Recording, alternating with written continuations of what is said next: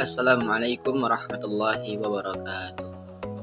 Laporan praktikum agroklimatologi, pembuatan alat sederhana evaporasi menggunakan kaleng bekas.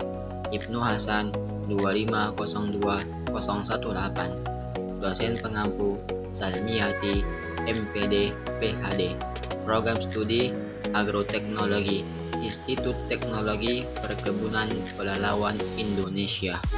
Latar belakang pembuatan alat sederhana evaporasi menggunakan kaleng bekas didasari oleh pentingnya pengukuran evaporasi dalam memahami siklus hidrologi dan pengelolaan air di bidang pertanian.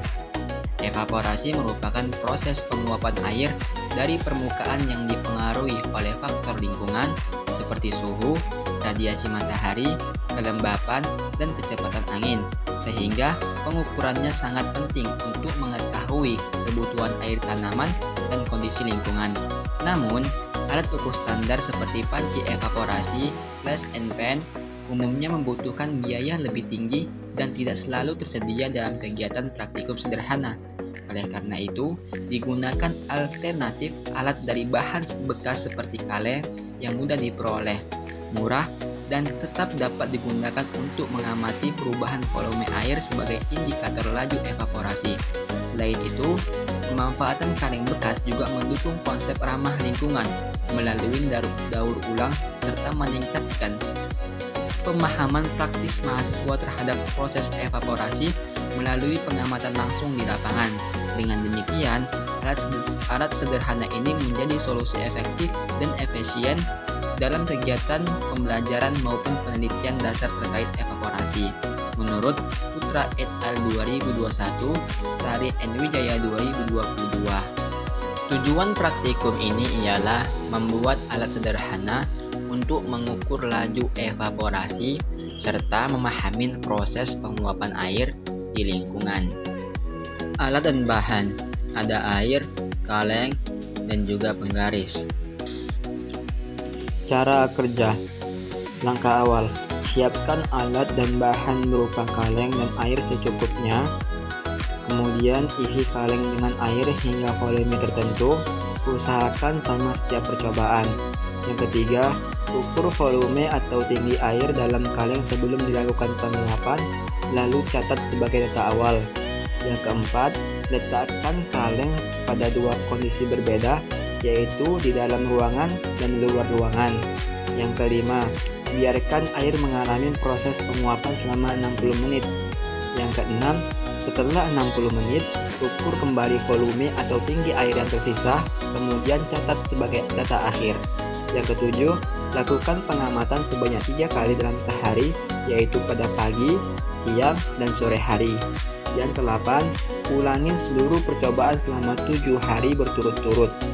Yang ke-9, catat seluruh hasil pengamatan ke dalam tabel untuk dianalisis. Ini adalah tabel hasil pengamatan yang kami lakukan selama 7 hari.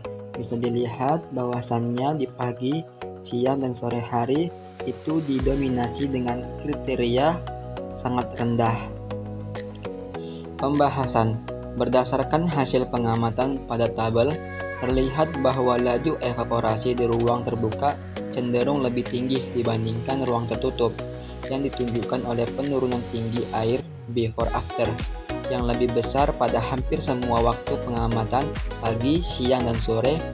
Hal ini terjadi karena ruang terbuka memiliki paparan langsung terhadap radiasi matahari dan pergerakan angin yang lebih bebas, sehingga mempercepat proses penguapan air. Sebaliknya, pada ruang tertutup, laju evaporasi relatif lebih rendah karena terbatasnya sirkulasi udara dan intensitas radiasi matahari, sehingga energi yang dibutuhkan untuk proses penguapan tidak maksimal. Selain itu, hasil pengamatan juga menunjukkan variasi waktu di mana evaporasi cenderung lebih tinggi pada siang hingga sore hari dibandingkan pagi hari, sejalan dengan peningkatan suhu lingkungan dan intensitas radiasi matahari. Adanya kondisi hujan pada salah satu waktu pengamatan juga menyebabkan anomali data berupa peningkatan volume air, yang menunjukkan bahwa faktor cuaca sangat mempengaruhi hasil evaporasi.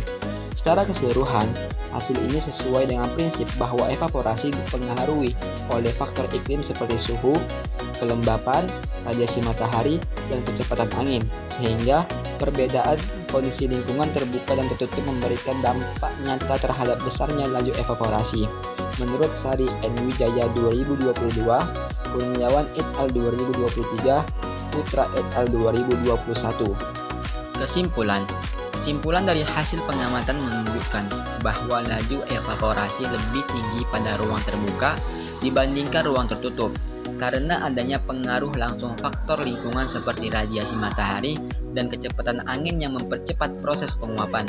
Sebaliknya, ruang tertutup memiliki laju evaporasi yang lebih rendah akibat keterbatasan sirkulasi udara dan intensitas cahaya. Selain itu, waktu pengamatan juga mempengaruhi hasil, di mana evaporasi cenderung meningkat pada siang hingga sore hari seiring naiknya suhu lingkungan. Faktor cuaca seperti hujan juga terbukti dapat mempengaruhi data pengamatan dengan menyebabkan peningkatan volume air. Dengan demikian, dapat disimpulkan bahwa evaporasi sangat dipengaruhi oleh kondisi lingkungan dan faktor iklim yang berbeda antara ruang terbuka dan ruang tertutup. Cukup sekian laporan praktikum ini. Assalamualaikum.